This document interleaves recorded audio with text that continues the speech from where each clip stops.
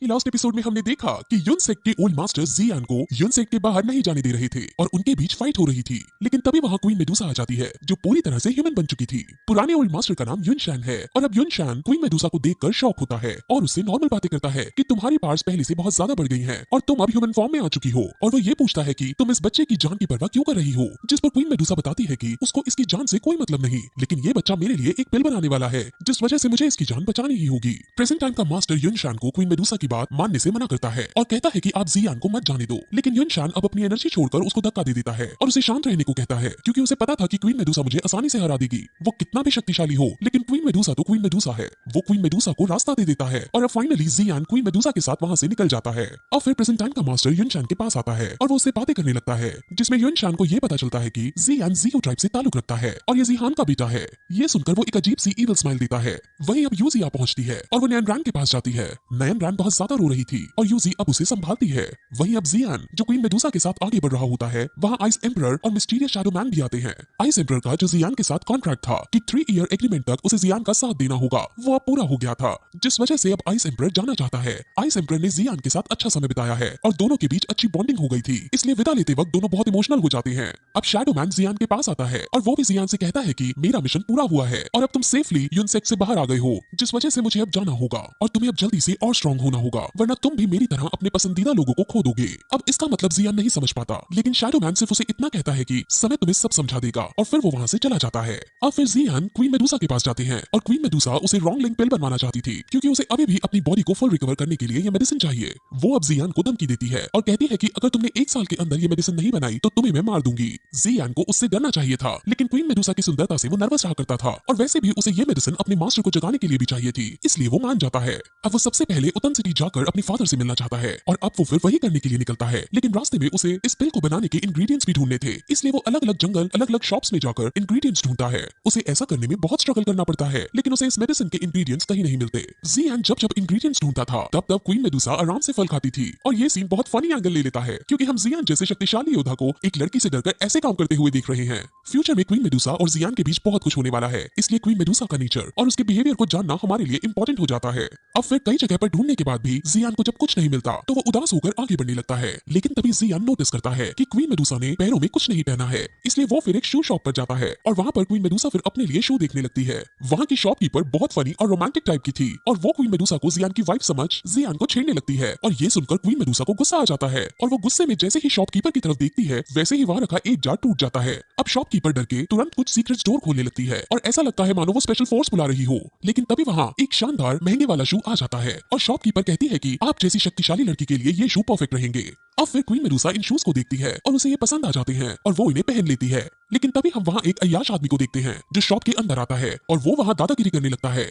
वो शॉपकीपर को चाकू से धमकाकर साइड कर देता है और फिर अपनी लड़की से जो भी उसको पसंद है वो शू ले लेने को कहता है। उसे जो शू पसंद नहीं आ रहे थे वो उन शूज को फेंक रहा था और फिर लड़की क्वीन मेडुसा को देखती है। जो शूज अभी क्वीन मेडुसा ने लिए थे वो लड़की अब उन शूज को लेना चाहती है और वो क्वीन मेडुसा से इन्हें उतारने को कहती है और उनमें अब बहस हो जाती है और अब लड़की का वो अय्याश मर्द सामने आकर अटैक करता है और जियान उसे रोकने की कोशिश करता है, लेकिन वो लड़का बहुत शक्तिशाली था जिस वजह से जियान को धक्का पड़ जाता है और वो क्वीन मेडुसा के ऊपर जाकर गिरता है। ये सीन जियान के लिए बहुत एम्बैरेसिंग था, लेकिन अब क्वीन मेडुसा सबसे पहले तो जियान को दूर फेंक देती है क्योंकि जियान उसके बहुत नजदीक आ गया था और जियान को फेंकने के बाद वो फिर वहाँ उस लड़के को बुरी तरह से पीट डालती है, जिसके बाद सब क्वीन मेडुसा की ताकत को समझ जाते हैं।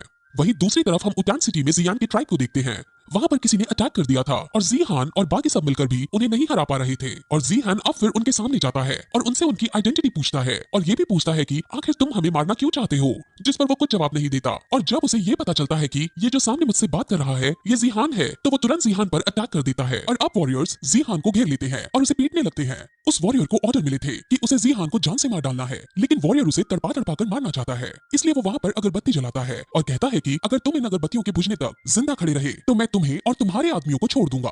अब वो फिर जिहान को पीटने लगता है और उसके साथ ही वॉरियर भी जिहान को खूब पीटते हैं।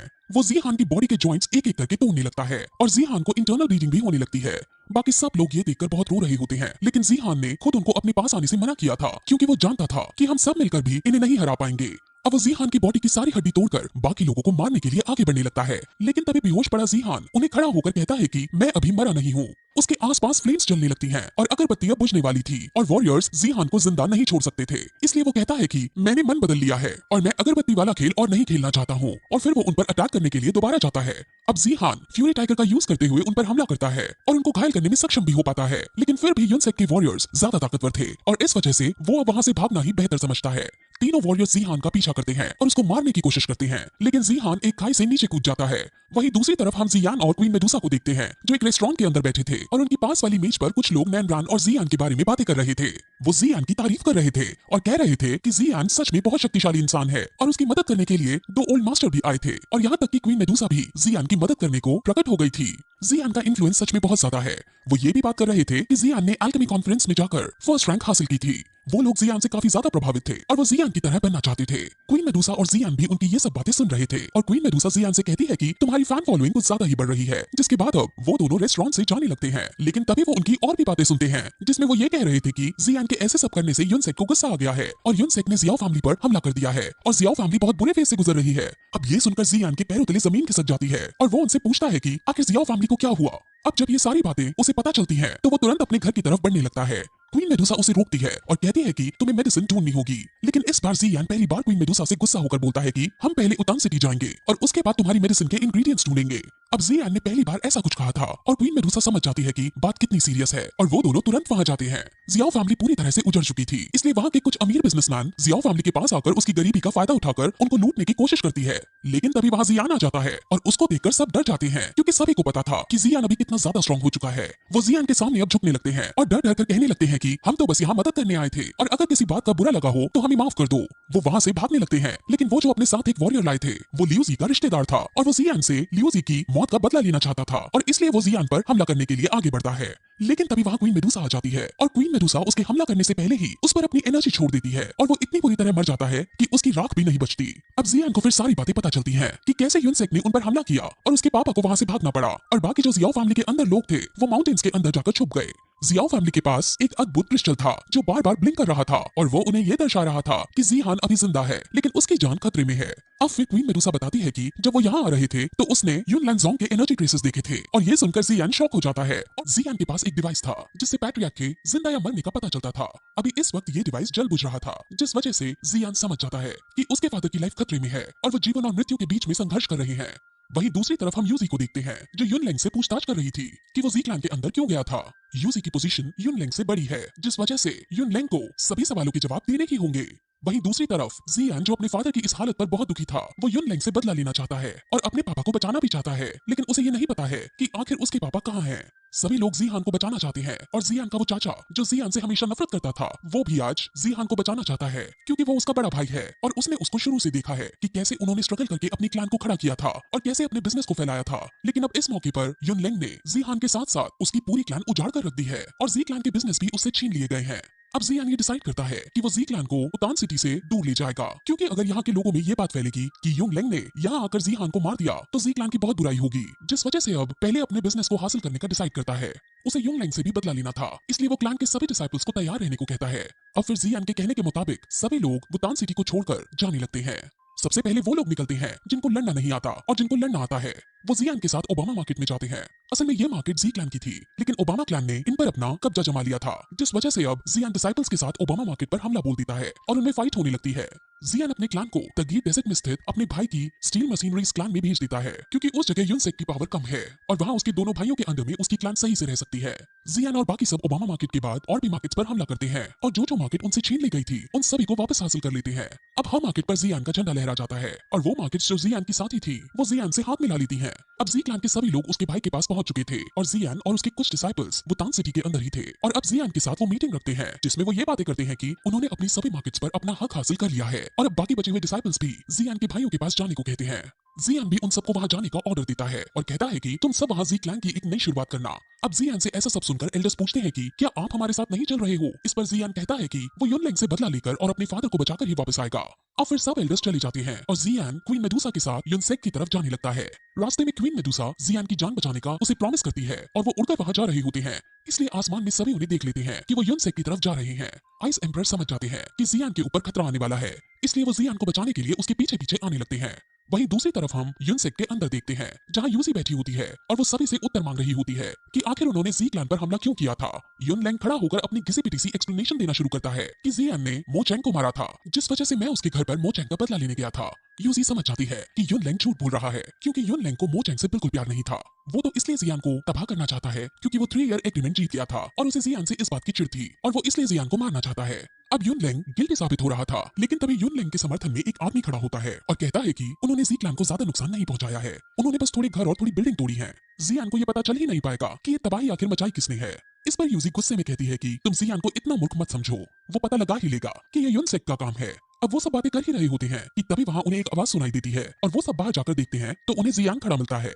जियान अपनी तलवार निकालकर उन सभी को धमकी देता है और कहता है कि अब मैं तुम में से किसी को नहीं छोड़ूंगा और तुम्हें मेरे पापा की इस हालत की कीमत चुकानी होगी।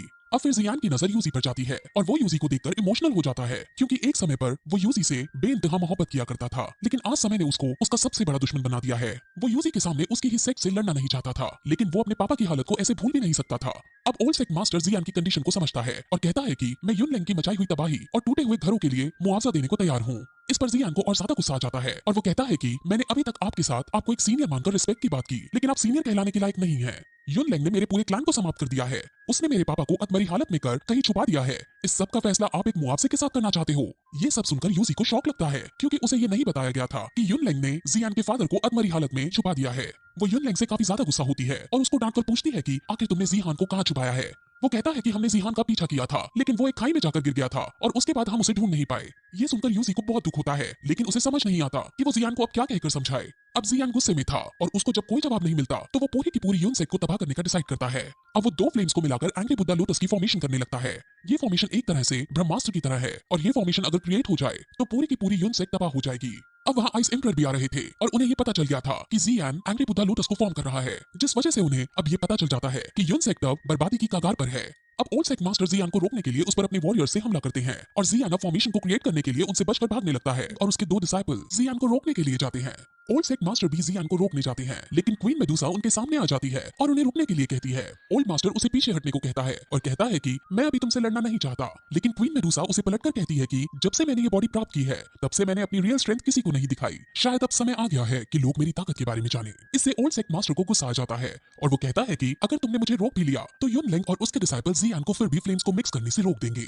जिस पर क्वीन मेडुसा काउंटर रिप्लाई देते हुए कहती है कि वो जियान की हेडेक है, अभी मेरा काम सिर्फ तुम्हें रोकना है और मैं तुम्हें रोक कर रहूंगी। अब ओल्ड सेक मास्टर को समझ आ जाता है कि उसे क्वीन मेडुसा से फाइट करनी ही होगी, जिस वजह से वो यूजी को आदेश देता है और कहता है कि तुम यूनसेक मास्टर हो और तुम्हारा ये कर्तव्य है कि तुम सेक पर आई हुई विपत्ति का निवारण करो, इसलिए अब तुम जाओ और जियान को फ्लेम्स मिक्स करने से रोको।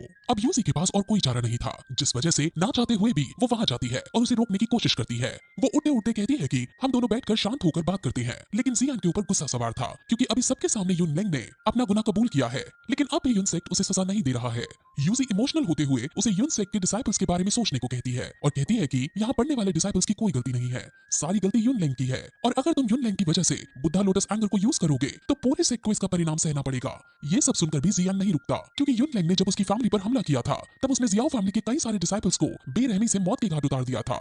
इसलिए जियान अब भी यूजी की बातें नहीं मानता और फ्लेम्स को मिक्स करना कंटिन्यू रखता है, लेकिन अब यूजी जियान के बिल्कुल सामने आ जाती है और उसकी आंखों में देखती है, जिस वजह से जियान इमोशनल हो जाता है और अब वो शांत होकर सोचने लगता है कि वो युनलैंग जैसा इविल नहीं है, जिस वजह से जो युनलैंग ने उसके साथ किया वैसा वो युनलैंग के साथ नहीं कर सकता है। इसलिए अब वो शांत होने की कोशिश करता है, लेकिन तभी युनलैंग के डिसाइपल और युनलैंग खुद उसे मारने उसके पास आने लगते हैं और अब जियान को फिर गुस्सा आ जाता है और वो फ्लेम्स को मिक्स करते हुए उससे बुद्धा लोटस एंगर बना लेता है। युनलैंग अपनी एनर्जी से जियान को मारने की कोशिश करता है, लेकिन अब जियान का बुद्धा लोटस एंगर तैयार हो गया था, जिस वजह से वो अब जब उस फॉर्मेशन को युनलैंग के ऊपर छोड़ता है तो युनलैंग की एनर्जी खत्म हो जाती है और वो इस फॉर्मेशन से मरने लगता है। वो अपनी हेल्प के लिए ओल्ड सेक मास्टर को बुलाता है और ओल्ड सेक मास्टर तुरंत उसके पास आकर उसे संभालता है और फॉर्मेशन को सेक से टकराने से रोकता है। अब उनके बीच बहुत ज्यादा स्ट्रगल होता है और जियान की फॉर्मेशन युनलैंग की हड्डी पसली तोड़ डालती है। जियान ने ये फॉर्मेशन सेक के ऊपर नहीं बल्कि युनलैंग के ऊपर ही छोड़ी थी, इसलिए सेक को इस फॉर्मेशन से कम नुकसान पहुंचता है।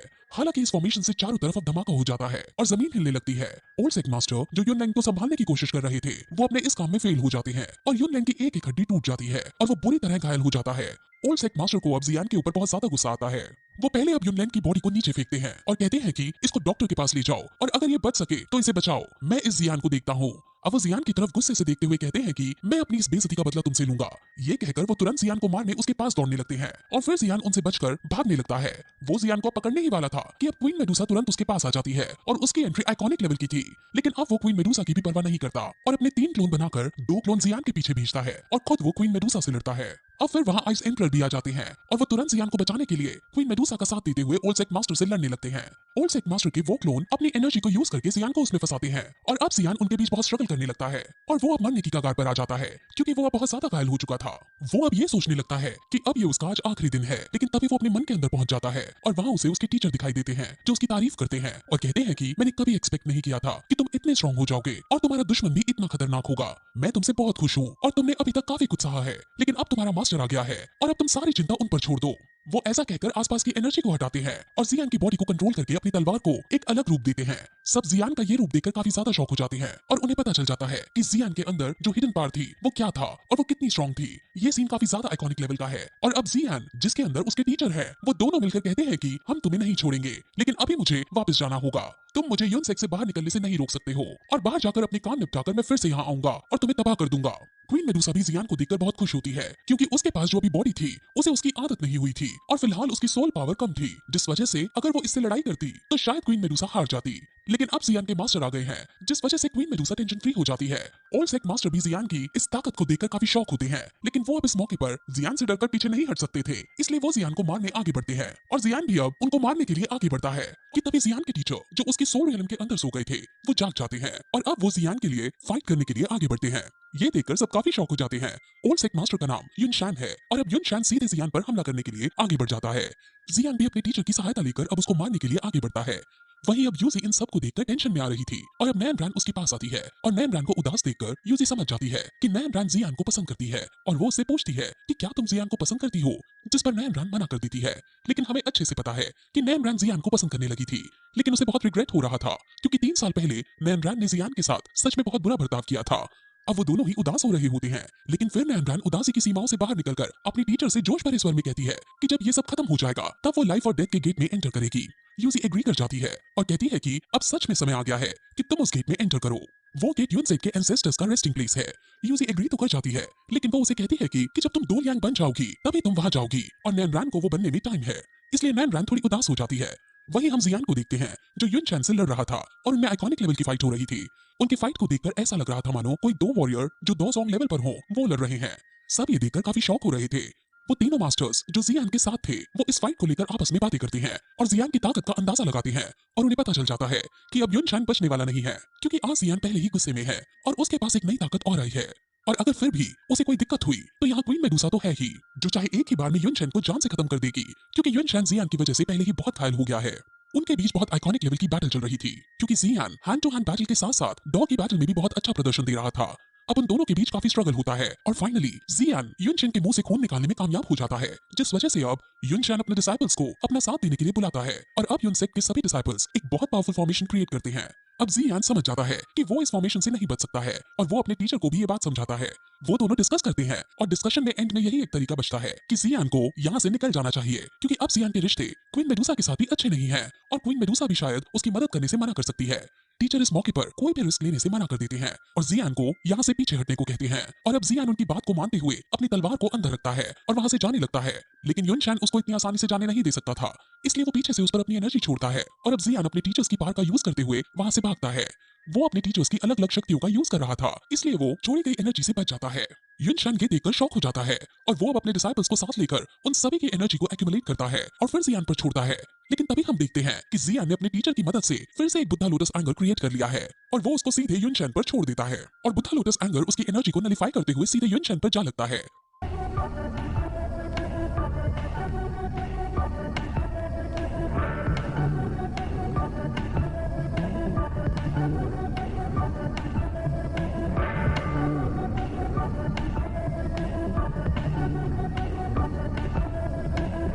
जैसे कि लास्ट एपिसोड में हमने देखा था कि जियान यूनसेक में आया था और वहाँ युनलेंग जियान को बाहर जाने नहीं दे रहा था, जिस वजह से जियान युनलेंग को अपने बुद्धा लोटस एंगर से घायल कर देता है। जिसके बाद युनशेन अब आगे बढ़ता है और जियान को मारने की कोशिश करता है, लेकिन जियान के मास्टर अब जाग चुके थे, जिस वजह से जियान अपने मास्टर की पावर का यूज करते हुए युनशेन से फाइट करता है।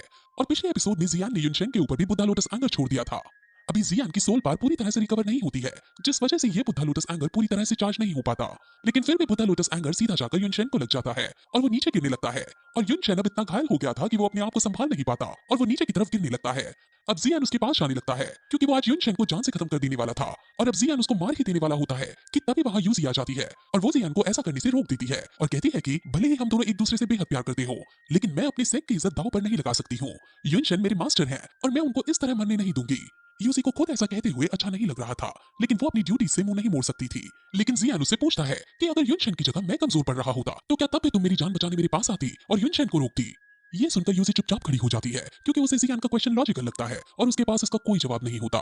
जियान अब फिर से आगे बढ़ता है और वो युनशेन को मारने के लिए जाने लगता है और इस बार भी जब वो युनशेन को मारने वाला होता है तो यूसी फिर से उसे रोक लेती है और उससे बात करने की कोशिश करती है, लेकिन तभी पीछे से युनशेन एकदम जियान के पीछे आकर खड़ा हो जाता है और वो सीधे जियान पर अपना पांव अटैक कर देता है और उसके अटैक से जियान काफी दूर जाकर गिरने लगता है। अब युनशेन यूसी को जियान को जान से खत्म करने का ऑर्डर देता है और कहता है कि अगर हमने जियान को जिंदा छोड़ दिया तो जियान फ्यूचर में हमसे बदला लेने जरूर आएगा और इसकी पावर देखकर हमें लग रहा है कि ये फ्यूचर में युनसेक को खत्म करके रख देगा। जियान जो उस अटैक की वजह से दूर जा रहा था वो अब अपने आप को संभालता है, लेकिन इस अटैक से वो काफी ज्यादा घायल हो गया था। जियान को अब यूजी के ऊपर भी गुस्सा आने लगता है और वो अब यूजी से गुस्से में कहता है कि अब तुम्हारे और मेरे बीच में कोई संबंध नहीं रहा है, अब से तुम और मैं दुश्मन है। और फिर जियान उसको उसका बैग और उसका कपड़ा जो उसने गुफा में लिया था वो वापस लौटा देता है और फिर युनशेन से कहता है कि मैं तुम्हारे इस पाम अटैक को याद रखूंगा और फ्यूचर में तुमको इससे 10 गुना ज्यादा दर्द दूंगा। वो ये कहकर वहां से जाने लगता है क्योंकि अब जियान के पास इतनी पावर नहीं बची थी कि वो युनशेन और यूजी दोनों से लड़ाई कर सके। वो बहुत घायल भी हो चुका था और वो कभी भी बेहोश हो सकता था, इसलिए वो जल्दी से वहां से भागने लगता है। युनशेन अपने सभी डिसाइपल से जियान को पकड़ने को कहता है और उसको जान से खत्म करने का ऑर्डर देता है क्योंकि अब आज के दिन ही वो जियान की कहानी को खत्म कर देना चाहता है, क्योंकि उन्हें अब अच्छे से समझ आ चुका है कि अगर उन्होंने जियान जैसे दुश्मन को जिंदा छोड़ दिया तो ना सिर्फ युनसेक तबाह होगी बल्कि युनसेक के सभी एल्डर्स मारे जाएंगे। जियान वहां से भागने लगता है और फिर अपने टीचर्स को वो बताता है कि वो ये सब अपने डैड के लिए कर रहा था। वो और टीचर अब एक दूसरे से बातें करने लगते हैं और टीचर की बातों को सुनकर जियान को काफी अच्छा लगता है क्योंकि अब उसके टीचर इतने समय बाद फाइनली जियान से बातें कर पा रहे थे। युनशेन ने जियान को काफी ज्यादा घायल कर दिया था, जिसकी वजह से जियान भी कमजोर और गिरने की अवस्था में है, लेकिन टीचर उसे संभालते हैं और कहते हैं कि अब मैं तुम्हारे पास आ गया हूँ, जिस वजह से तुम्हारी बॉडी की रिकवरी अब जल्दी जल्दी होया करेगी। तुमने एक ही दिन में 2 बार बुद्धा लोटस एंगर का इस्तेमाल किया है, जिस वजह से तुम्हारी सोल पावर बहुत कम हो गई है और तुम्हारी सोल पावर कम होने की वजह से शायद अब मैं एनर्जी गेन ना कर पाऊं और थोड़ी देर बाद फिर से सोने चला जाऊं, लेकिन जब तक मैं अभी हूं तब तक तुम्हें किसी भी बात की चिंता करने की जरूरत नहीं है।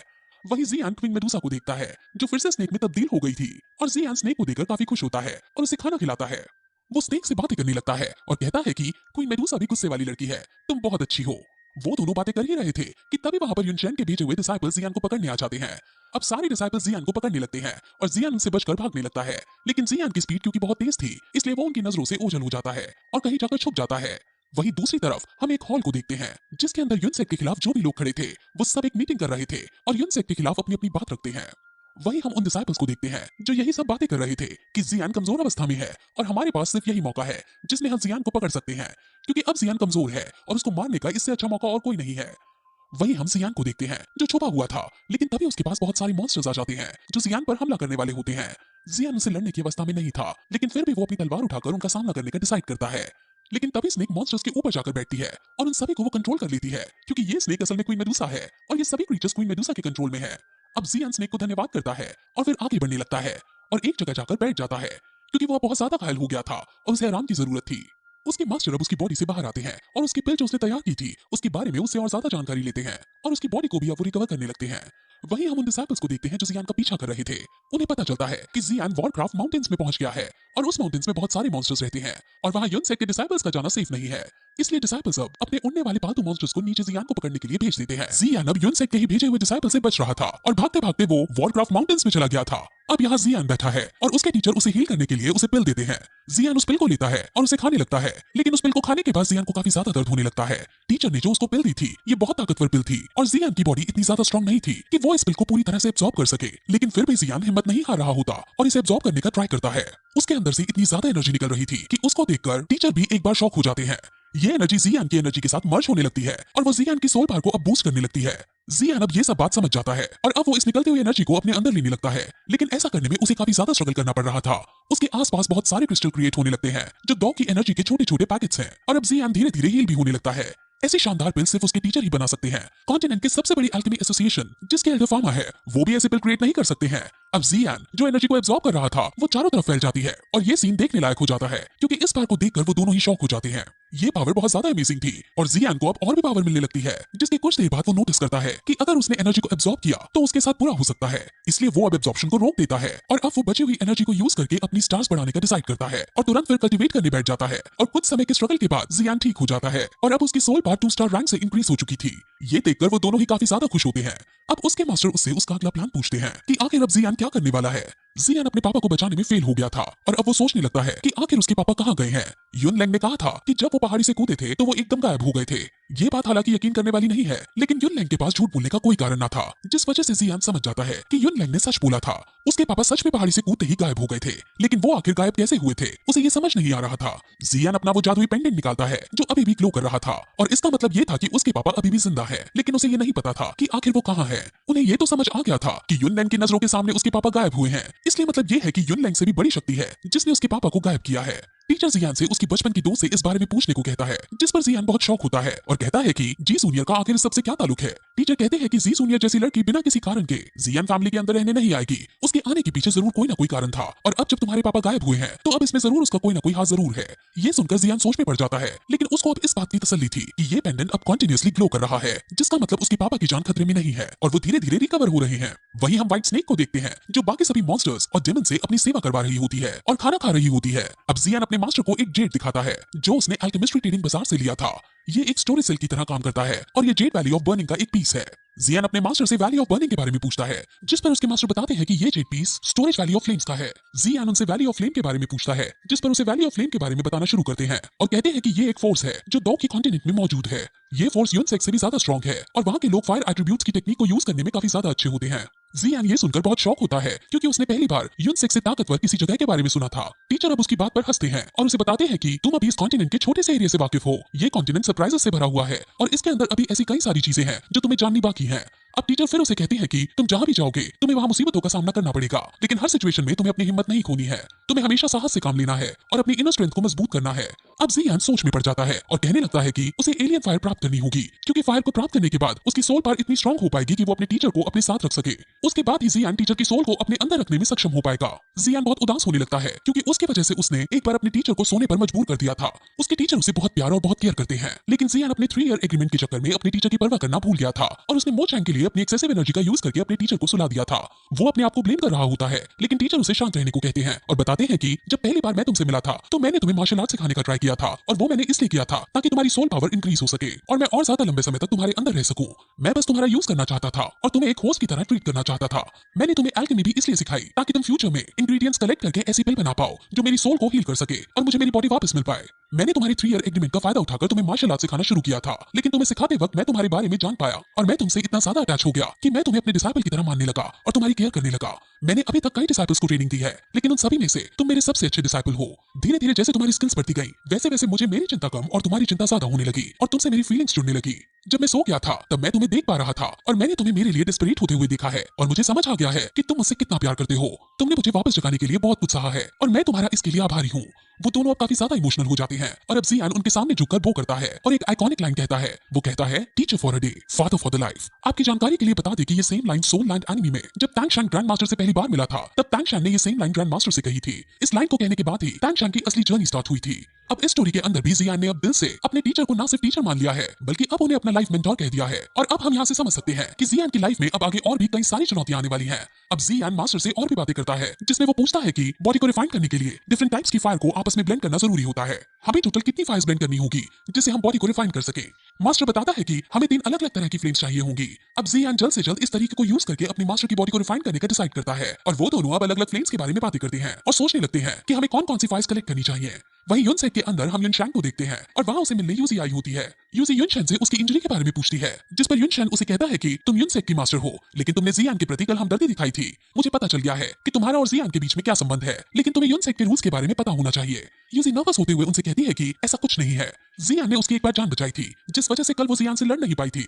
ये सुनकर युनशेन गुस्से में आ जाता है और वो चिल्लाते हुए कहता है कि तुम्हें ये बात नहीं भूलनी चाहिए कि जियान युनसेक का दोषी है और उसे जल्द से जल्द पकड़ना होगा। वो अब यूजी को आदेश देता है और कहता है कि तुम्हें जियान को पकड़ कर लाना होगा। यूजी इससे डर जाती है और कहती है कि जियामा एम्पायर जियान को सही मानता है और अगर अब हमने जियान के खिलाफ कुछ भी करने की कोशिश की तो जियामा एम्पायर युनसेक एम्पायर के खिलाफ युद्ध छेड़ सकता है। लेकिन इस सब तर्क का युनशेन पर कोई असर नहीं होता और वो कहता है कि अब समय आ गया है कि युनसेक की ताकत पूरा एम्पायर जाने। अब जियामा एम्पायर को साफ करने का वक्त आ गया है और अब हमें शुरुआत करनी ही होगी। अब युनसेक जियामा एम्पायर में ऊंचाइयों तक पहुंचेगा और इस एम्पायर की पॉलिटिक्स को बदल कर रख देगा। वहीं दूसरी तरफ जियान अपने मास्टर के साथ था। उसके मास्टर उस जेड पीस को एक्टिवेट करते हैं और वहाँ आसपास बहुत सारा ऑरा निकलने लगता है और वो कहता है कि ये वैली ऑफ फ्लेम्स का एक हिडन ट्रेजर है जिसकी मदद से हम बहुत जल्दी कल्टीवेट कर सकते हैं और अपने स्टार्स बहुत तेजी से बढ़ सकते हैं। तुम्हारी बचपन की गर्लफ्रेंड ने ऐसे ही एक ट्रेजर का यूज करके कल्टीवेट किया था और इसी वजह से तुम्हारी बचपन की गर्लफ्रेंड इतनी ज्यादा स्ट्रॉन्ग हो पाई थी। अब वो इस बारे में और भी बातें करते हैं और फिर तभी वो नोटिस करते हैं कि युनसेक के डिसाइपल्स यहाँ तक आ गए हैं और अब जियान उनसे बचकर भागता है। जियान तेजी से आगे बढ़ता हुआ उनसे दूर जा रहा था, लेकिन जब एक डिसाइपल जियान को देख लेता है तो जियान तुरंत चुपके से उसके पास जाकर उसे बेहोश कर देता है। हालांकि मास्टर ने जियान के ऑरा को काफी ज्यादा हद तक छुपा दिया था, लेकिन फिर भी युनसेक के ताकतवर डिसाइपल्स उसका ऑरा महसूस कर पा रहे थे, जिस वजह से जियान को तुरंत ही यहाँ से दूर निकलना ही होगा। वो जियान पर अटैक भी करते हैं, लेकिन जियान एक एक करके उन्हें हराता हुआ अब आगे बढ़ने लगता है, क्योंकि अगर अब युनसेक के बड़े बड़े डिसाइपल्स एक साथ जियान को घेर लेंगे तो ये जियान के लिए बहुत बुरा होगा, क्योंकि अभी मास्टर की सोल रिकवर नहीं हुई है, जिस वजह से जियान को ये फाइट अकेले ही करनी होगी। उसके मास्टर नोटिस करते हैं कि युनसेक के डिसाइपल्स चारों तरफ से अब जियान की तरफ आ रहे हैं। हालांकि ये जगह बहुत खतरनाक है क्योंकि यहाँ बहुत खतरनाक बीस्ट रहते हैं, लेकिन युनसेक के डिसाइपल्स इतने ज्यादा बेरहम थे कि वो अपने सामने आने वाले बीस्ट को भी जान से मार रहे थे।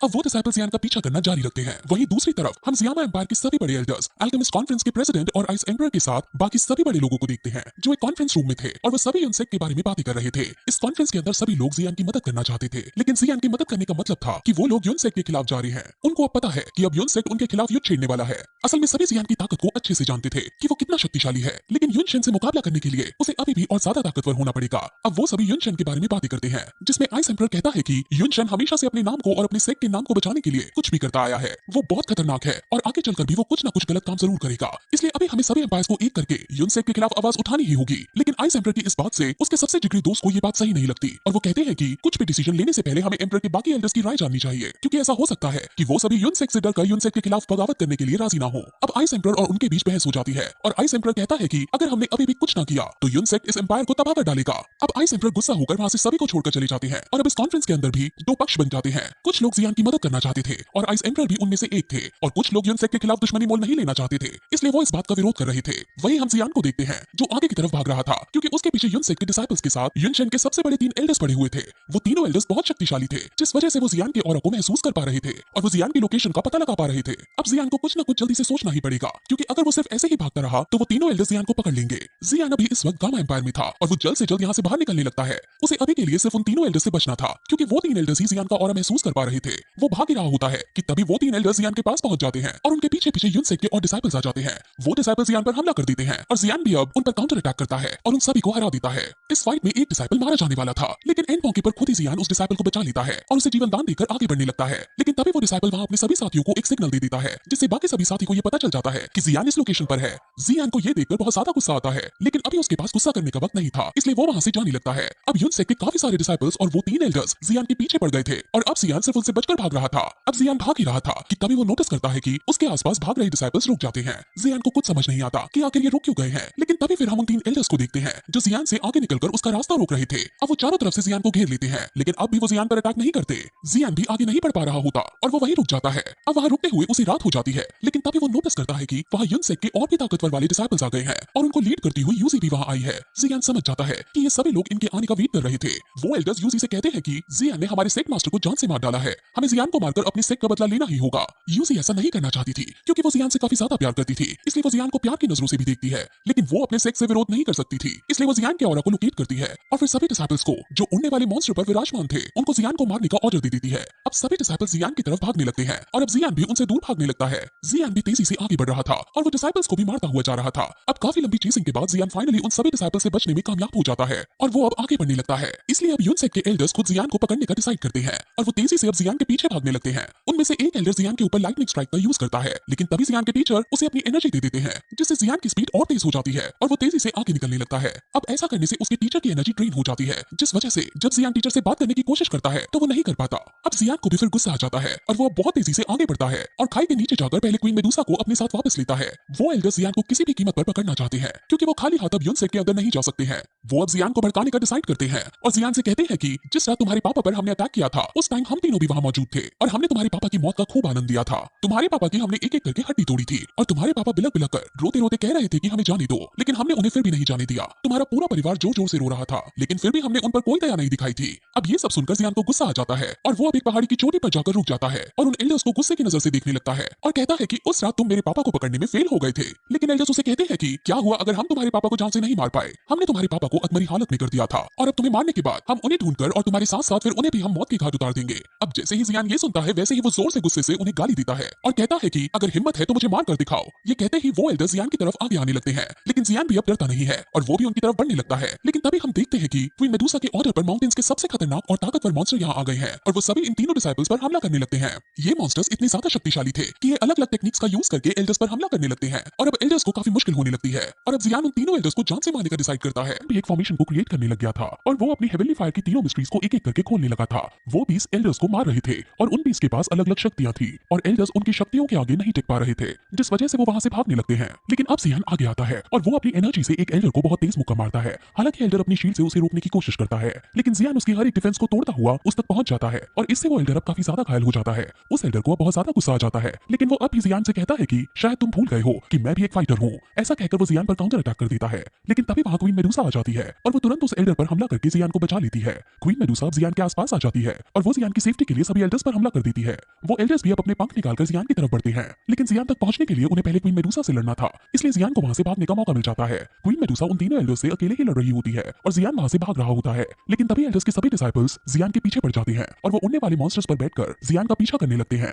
जियान काफी ज्यादा घायल हो गया था, जिस वजह से उसकी उड़ने की स्पीड कम हो रही थी और वो एल्डर्स भी अब क्वीन मेडुसा को चकमा देते हुए कैसे ना कैसे करके जियान के पास पहुंचने लगे थे और एक एल्डर जियान को मारने ही वाला था, लेकिन तभी वहां बहुत सारे आइस मॉन्स्टर्स आ जाते हैं और वो एल्डर्स पर हमला कर देते हैं। वो आइस मॉन्स्टर्स बहुत ज्यादा ताकतवर थे और जियान समझ जाता है कि उसकी मदद करने के लिए आइस एम्परर आ गए हैं। आइस एम्परर अकेले उन सबके सामने सबसे ज्यादा ताकतवर लग रहे थे और वो सभी को वहीं रुक जाने को कहते हैं। वो एल्डर्स आइस एम्परर को साइड हटने को कहते हैं, लेकिन जब आइस एम्परर नहीं हटता तो वो आइस एम्परर को ट्रेटर घोषित करके उससे कहते हैं कि अब से तुम और तुम्हारी फैमिली यूनसेक की दुश्मन होगी। आइस एम्परर ये सब सहने को तैयार थे, क्योंकि वो जियान की रक्षा करना चाहते हैं और उन्हें पता है कि जियान ही आगे आने वाला फ्यूचर है और जियान ही इतना टैलेंटेड है इस कॉन्टिनेंट में जो यूनसेक को मात दे पाएगा। इसलिए वो खुद दुश्मनी मोल लेकर जियान की जान बचाना चाहते हैं। वो जियान की नई लाइफ के लिए उसकी हेल्प करते हैं और फिर एल्डर से लड़ने के लिए आगे बढ़ जाते हैं। वो अकेले उन एल्डर्स और उन सभी डिसाइपल से लड़ते हैं और वो अकेले ही उन सभी पर भारी पड़ते हैं और यहाँ से हम आइस एम्परर की ताकत के बारे में अच्छे से जान सकते हैं कि वो असल में कितने ज्यादा ताकतवर है। वही जियान जो भाग रहा था उसके पीछे बाकी के डिसाइपल्स पड़ जाते हैं और वो भागते भागते जियान को पकड़ने ही वाले होते हैं।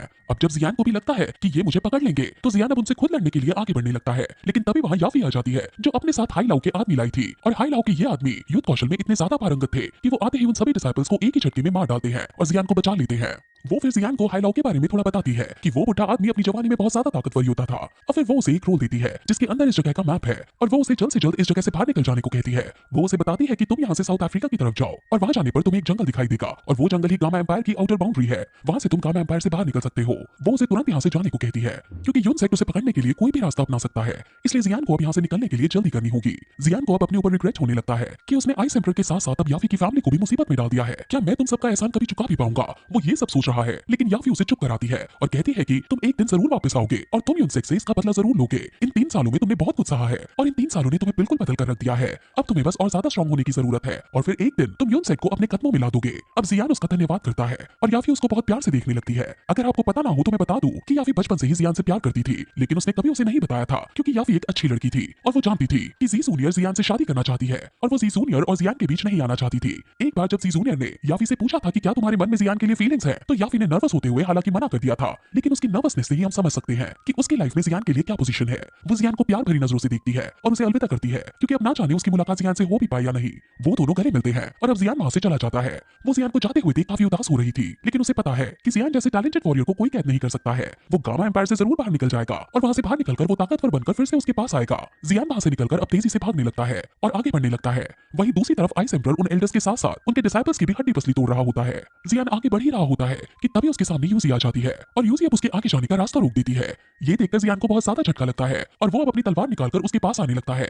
ये सीन बहुत ज्यादा हार्ट ब्रेकिंग था, क्योंकि दोनों ही एक दूसरे पर तलवार नहीं तानना चाहते हैं, लेकिन परिस्थितियों के चलते हुए उन दोनों को ही ऐसा करना पड़ रहा है। यूजी जियान से उदास होते हुए पूछती है कि क्या तुम ठीक हो, जिस पर जियान ताना देते हुए कहता है कि तुम्हारी मेहरबानी की वजह से मैं अभी मरते मरते बचा था, तुम्हारा धन्यवाद है। यूजी को बहुत ज्यादा बुरा लगता है और वो अपना सर नीचे झुकाते हुए उसे कहती है कि वो विवश है, वो यूनसेक की सुजेरियन है और सुजेरियन होने के नाते उसे ऐसा करना ही होगा। तुम मेरे साथ शांतिपूर्वक यूनसेक के अंदर चलो और मैं तुम्हारी जान बचाने की पूरी कोशिश करूंगी। मैं तुम्हें वादा करती हूँ कि मैं तुम्हें मरने नहीं दूंगी। बस अब तुम और ज्यादा प्रॉब्लम क्रिएट मत करना और सिचुएशन को और ज्यादा वर्स मत बना देना। जियान उससे गुस्सा होते हुए पूछता है कि क्या इस सब के बावजूद तुम्हें लगता है कि यूनसेक तुम्हारे और मेरे बीच फिर से दोस्ती के संबंध स्थापित हो पाएंगे? तुम एक क्लैन की लॉर्ड हो और तुम्हें ये अच्छे से पता होना चाहिए कि अब कुछ ठीक नहीं हो सकता है। वो अब गुस्से में चिल्लाकर कहता है कि अब तुम मेरे सामने बकवास मत करो, क्योंकि अब तुम्हारा और मेरा कुछ नहीं हो सकता है। अब जो तुम यहाँ करने आई हो उसे पूरा करो। अब जियान अपनी 3 फ्लेम्स को बाहर निकालते हुए आगे बढ़ता है और वहां से जाने लगता है। यूजी अब शांत होकर कहती है कि तुम जानते हो कि मैं तुम्हें नहीं मार सकती हूँ, लेकिन मुझे तुम्हें रोकना ही होगा। और फिर वो भी अपने ऑरा को बाहर निकालती है और अब जियान उसको क्रॉस करके जाने लगता है तो वो जियान पर हमला कर देती है, लेकिन इस हमले से जियान घायल होने की बजाय हील हो जाता है और उसके आसपास का अपना और उसका ऑरा शांत हो जाता है। ये देखकर जियान काफी ज्यादा शॉक होता है और वो उससे पूछता है कि आखिर तुमने ऐसा क्यों किया। वो प्यार भरी आंखों से उसे देखते हुए कहती है कि तुम यहाँ से निकलने के बाद वापस कभी मत आना, क्योंकि अगर तुम वापस आए तो यूनशन तुम्हें नहीं छोड़ेगा। अब जियान का भी गुस्सा शांत हो जाता है और वो भी उसे प्यार से देखते हुए कहता है कि तुम्हारे अंदर अभी भी एक कोमल दिल दिखता है। वो अब उसे और भी बातें करता है कि मैं जानता हूँ कि तुम उस दिन विवश थी, लेकिन इसके बावजूद भी तुमने मुझ पर हमला नहीं किया था। जियान अब उससे और भी बातें करने की कोशिश करता है, लेकिन यूजी ये सुनते सुनते खुश होने की बजाय दुखी हो रही थी, क्योंकि उसे बहुत ज्यादा रिग्रेट हो रहा था। इसलिए वो जियान को टोकते हुए कहती है कि क्या तुम्हें जाना नहीं है। इस पर जियान उसके मन की कंडीशन को समझ जाता है और उसके पास आकर उसे कहता है कि अब शायद मेरी गुफा वाली यूजी वापस आ गई है। ये सुनकर यूजी शर्मा जाती है, लेकिन फिर भी वो गुस्सा दिखाते हुए कहती है कि तुम्हारी केव वाली यूजी एक सुजेरियन है जिसके अपने कुछ दायित्व है। वो ऐसा कहकर जियान से दूर जाकर खड़ी हो जाती है, लेकिन जियान समझ गया था कि यूजी ऐसा मजबूरी में कर रही है, इसलिए वो खुद अब यूजी के बेहद करीब जाने लगता है और उसे गले लगा लेता है। वो अब उसे कस के पकड़कर उससे अपने प्यार का इजहार करता है और कहता है कि मैं भले ही यूनसेक की सुजेरियन से नफरत करता हूँ, लेकिन केव वाली यूजी का मेरे ऊपर बहुत ज्यादा इंपैक्ट है और मैं उस सुजेरियन के लिए यूजी को नहीं छोड़ूंगा। वो उसे पुरानी बातें कहता है कि उस गुफा में तुम्हारे साथ बिताए पल मैं अभी तक नहीं भूला हूँ और वो गन पाउडर की स्मेल तो मैं मरते दम तक नहीं भूलूंगा। गन पाउडर उन्होंने एक साथ केव के अंदर यूज किया था, इसलिए जियान उस बात का रेफरेंस ले रहा है। ये सीन बहुत ज्यादा रोमांटिक हो जाता है, क्योंकि यूजी अब रोते हुए जियान को गले से लगा लेती है और अब फिर हमें उनका फ्लैशबैक सीन दिखाया जाता है कि कैसे केव के अंदर उन दोनों ने एक दूसरे को किस की थी और कैसे वो एक दूसरे के इतने करीब आ गए थे। यूजी रो रही थी, इसलिए बात को नॉर्मल करने के लिए जियान उसे फ्लर्ट करने लगता है और कहता है कि मैं कितना बड़ा पागल हूँ कि उस केव में मैंने तुम्हें अपनाया नहीं और सिर्फ किस तक की बात करके छोड़ दी। अगर किस से आगे बात बढ़ती तो शायद आज तुम्हें इतना ज्यादा दुख नहीं झेलना पड़ता। इससे यूजी को गुस्सा आ जाता है और वो जियान पर गुस्सा करते हुए कहती है कि अगर तुम केव के अंदर ऐसा करने की सोचते भी तो मैं तुम्हें जान से मार देती। इस पर जियान बहुत ज्यादा बुरी तरह हंसने लगता है और ये सीन काफी ज्यादा फनी हो जाता है। अब जियान उसे कहता है कि मैं वापस लौटकर जरूर आऊंगा और तुम्हें अपना जरूर बनाऊंगा। अब ये कहकर वो यूजी से अलविदा लेता है और यूजी से कहता है कि अगली बार जब वो आएगा तो यूनशन को वो इकट्ठा मजा चकाएगा। ये कहकर वो वहां से चला जाता है और उसको जाता देख यूजी बहुत ज्यादा रोती है और अपनी किस्मत के बारे में सोचने लगती है कि शायद अब वो हमेशा अकेली ही रहेगी, क्योंकि ऐसा लग रहा होता है कि जियान अब कभी वापस नहीं आएगा। वो बहुत ज्यादा उदास हो जाती है और फिर वहां से वापस चली जाती है। वहीं हम आइस एम्परर को देखते हैं जिसने विजय प्राप्त कर ली होती है और फिर हमें सभी रॉयल फैमिलीज के लोगों को दिखाया जाता है और इसके बाद ये एपिसोड यही खत्म हो जाता है और फिर इस एपिसोड के बाद ये सीजन भी यही खत्म हो जाता है।